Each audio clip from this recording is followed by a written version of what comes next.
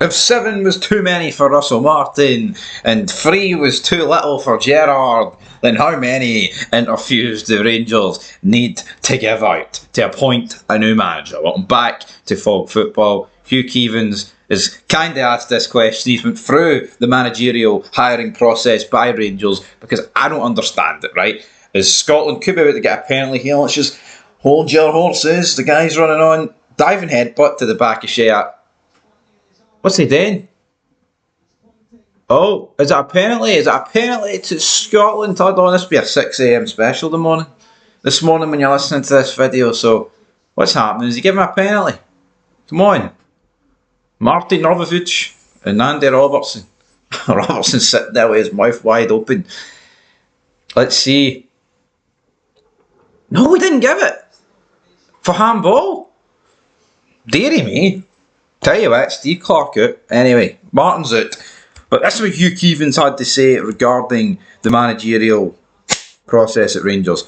A rigorous and thoughtful process to recruit out a new club figurehead must also be about more than one candidate and one meeting in London. Martin was interviewed 7 times apparently, and Rangers still got it wrong. This could take a while.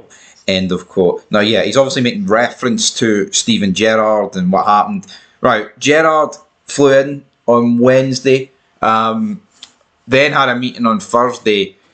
Then obviously we know for a fact he rejected it at 8 p.m. on Saturday. But I'm going to assume he had more than one meeting. I don't think it was a case he had a meeting on Thursday and then he sat there and thought about it on Friday and Saturday till that night. No, I think there's been more than one.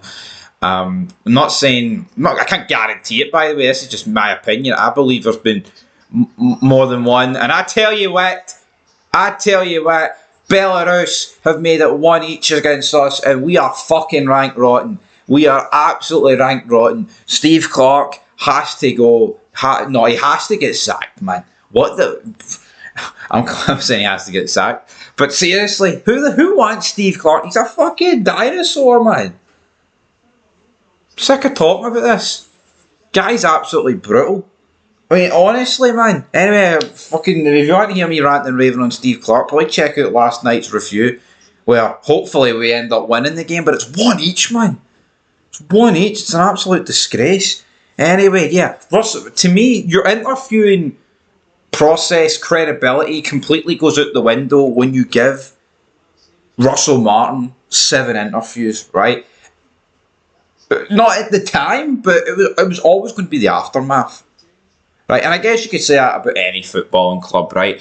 Say Man United, when they appointed Fergie back in the 80s, gave him 47 interviews, right? See, back in the 80s, the first week, that might have been like, fuck, that was a wee bit, that's too many interviews. See, when United were a wee bit shite at the start, that would have been lambasted. But see, at the end, 2013, when he's walking away with 1 billion trophies, that those 47 interviews, hypothetically speaking, would have been viewed as great. And it's the same with Martin. If he went on to do great things, right, we'd be sitting here buzzing. Oh, the 7 deadly sins. No, this ain't Brad Pitt. This ain't Michael Morgan Freeman, brother. This is the big man, Russell Martin, and he has delivered 7 interviews of absolute bliss, but instead it was 7 interviews of absolute piss, and it's not good, right? And Hugh Keevins is saying, well, how many fucking interviews do they want to give the guy? How many interviews are they going to give Danny Rowe? Folks, we've seen it in the summer. It took us ages to appoint Martin, right? I wish we never did. Why couldn't, right? The deal, tell you what, the goal checking this, if they overrule this, man, as much as I wanted to be overruled, football and no, I tell you what. No, hold on here, right? That's never a foul. Football, as we know it, is fucking dead. Now, yes, it may benefit Scotland, and that's great because we really, really need a win here tonight. But when that is being given as a foul, I think you may as well pack up and go home. Seriously, there was nothing in that. It was shoulder to shoulder, and the guy goes down. I think that's honestly embarrassing. What is that? What has actually happened to football, man? Seriously, I'll call it out. I don't give a shit who it happens for or who it happens against. Shite referee needs called out. We'll take it every single day of the week. But Doesn't make it fucking right. Anyway, one thing I'll take is definitely a good manager. But again, Dundee United, right? You're listening to this Monday morning, 6 a.m. Everybody's about to start their 9 to 5, and Rangers are about to kick off. Well, about to kick off. We're 5 days away from kick off against Dundee United. Right? Is there going to be a manager in then? Not.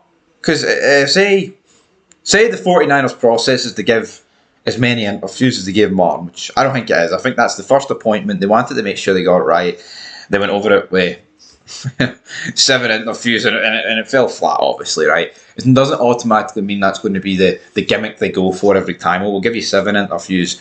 Or we might try 8 in this one. To me, right, we've all some of us, right, not everybody, some of us have conducted job interviews, but pretty much all of us have been in a job interview, right? And you can tell when it goes bad. You can tell if you've got a good chance or no chance, etc., etc. How the fuck Russell Martin got through 7 job interviews is actually mind-boggling, man. Because put it this way, see Russell Martin under the previous board, he wouldn't have got 7 interviews in. He wouldn't have. This was Kevin Telwell, right? Patrick Stewart and the 49ers not having a clue about how to run our football club, and therefore a charlatan in the name of Russell Martin was going to be able to cut the mustard. Look at his win percentage. Look at Danny Rawls' win percentage, man. Oh, but he's at Sheffield Wednesday and they were in a pickle and they were doing there and this and that. I don't care what their situation was. A guy managing a club in that dire state, right? And let's be honest, they're a Diddy club.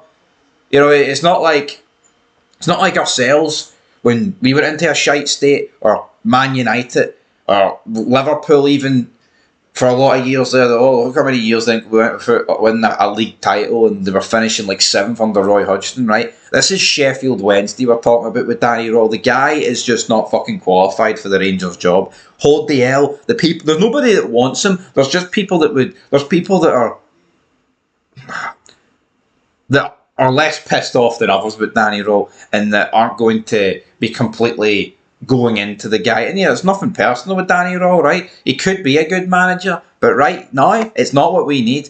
It's not what we need. It's an absolute project. And the last thing we need after Martin is another project, man, because it didn't work, right? And it's never going to work.